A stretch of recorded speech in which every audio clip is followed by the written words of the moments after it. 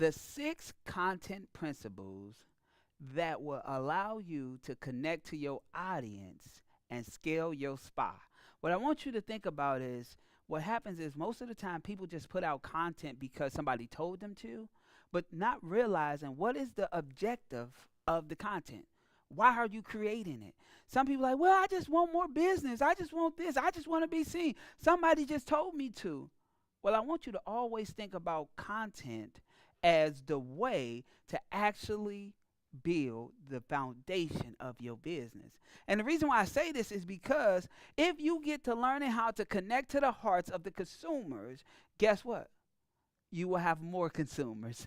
All right. And so these psychology elements and principles is what I use every time I create content. I might not use all of them, but I make sure I use at least one of these principles when I'm creating content. And so the first one is called the halo effect. All right. So the halo effect is when you create a positive impression on the market by means of thoughtful content that impress and translate to your whole business. So if you post great content, the people will assume the information that you give right there is amazing. So that means your service is amazing. Or that means that if you teaching the information that's behind this paid wall is gonna be even better. And so I want you to always think, give out content. Don't be scared to give in your content. Most people are like, well, if I give this, my competition is gonna steal it. So they didn't create it. But your consumers is going to love it and they're going to use it to grow and scale. But as they're growing, they're going to always think about you. But most of the time, what happens is when you give them thoughtful content, when you educate them on something, they look at you as an expert. So they're going to come to you for help, not nobody else. So when you're doing that, I want you to think about number one principle is the halo effect, right? Number two, I want you to think about this. This is called the theory of reciprocity, right? Reciprocity, what that means is, right? Number two, reciprocity is building loyalty, right? By giving your audience unfiltered and valuable content or valuable information, you will be rewarded by more likes or more views or comments. But really, what I love is conversion. So you might be rewarded by this little green thing called money. See, but all you got to do is remember is you have to give something out in order for something to come back. That's called reciprocity. But right now, you're not giving enough. You're not showing up. You're not consistent with the content. You're doing content once every blue moon. You get on camera and you just like, I don't even want to be here. But you want them to just throw money at you or you want them to talk about and promote your business. That ain't going to happen because you don't have a heart of giving. So start giving more and you'll start receiving more. And so that principle is theory of reciprocity. So I want you to always remember these principles. Number three is called information gap theory. Right? Information gap theory. And what that means is curiosity, right? The mind becomes curious when there is a gap between what somebody knows and what they need to know. And so this gap, what it does is it triggers the mind to like, oh, I got to take action. Oh, got to take action because I feel like I'm missing something. Oh, I feel like I need to know. Like, think about it. Nosy people are nosy. We all nosy people. And so anything that is curious, right, make us be like, oh, I want to know more. Or if you bring something like, oh, I got to stay to the end and know this and learn this, that's curiosity because you got to know. And so I want you to always think about information gap theory whenever you're creating content. And so the big word is curiosity. Create curiosity in your content. All right. The next one, number 4, is called scarcity mindset. Most people mess this up. And the reason why most people mess this up is because they don't have none. They don't create this. And so scarcity mindset give people more attention to things that fear is scarce, right? So if they fear that it's limited this or not enough this or the seats is limited or whatever it may be, then guess what? They're going to take action faster. But if you're like, oh my gosh, any and everybody's welcome, then what happens is nobody's in a rush to get there. But you know how it's like, oh, it's only 2 of these left in the cart. Get yours. And you be like, oh my gosh, I got to get mine. Hold up. I need this. Ooh, this price too good. So create that and use scarcity to actually push your sales, push your service.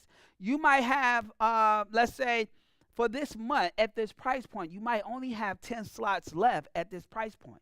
So let's just say if you got weight loss semaglutide and you got a special going on, you only have 10 seats to this special price, right? And so once this 10 seats is gone, you got to pay regular price. And so you can start using that to kind of push and convert more people. But you have to understand what scarcity mindset is. When I'm doing content, whenever we're doing it, most of the time I use this. Hey, we only got a limited amount of this. I don't want stuff open to the world. I like stuff more intimate. And so what I always do is create an intimate environment. And so if you come to a workshop, it might only be 10 seats there. And so if it's 10 seats there, I'm promoting it as 10 seats. And when it goes down to 7, when it goes down to 4, when it goes down to 2, I'm letting you know it's only 2 seats left. Are you in or you out?